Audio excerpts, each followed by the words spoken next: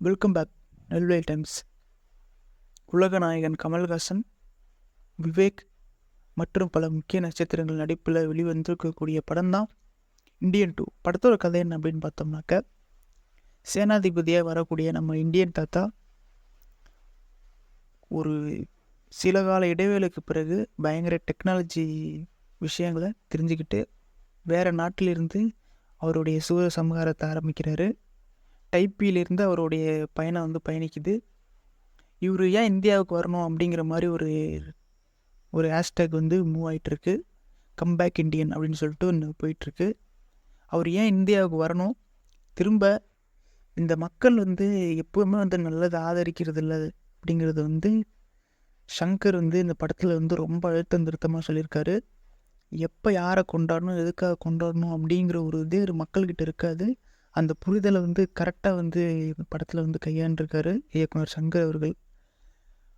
அப்புறம் இந்தியன் தாத்தா ஒரு கட்டத்தில் லஞ்சம் வாங்குகிற அதிகாரிகளையும் மக்களை தப்பாக மிஸ்யூஸ் பண்ணுற ஒரு சிஸ்டத்தை கரெக்டாக கேள்வி கேட்டிருக்காரு.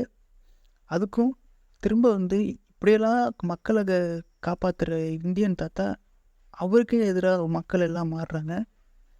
அதோட இந்த பார்ட் 2 படத்துக்கான கதை முடியுது. பார்ட் 3க்கு ஒரு லீடு கொடுத்துருக்காங்க. உண்மையாலுமே தமிழ் சினிமாவில் இது வரைக்கும் எவ்வளோ பார்ட் 2 பார்ட் 3 படங்கள் வந்திருக்கலாம். பட் ஆனால் இந்தியன் ஒரு மெகா ஹிட்டான ஒரு சூப்பர் ஹிட். இது மாதிரி புகழ்கிறதுக்கு நிறைய வார்த்தைகள் இருக்குது. பட் பார்ட் 3 கரெக்டான முறையில் இவங்க ஒரு லீடு கொடுத்துருக்காங்க.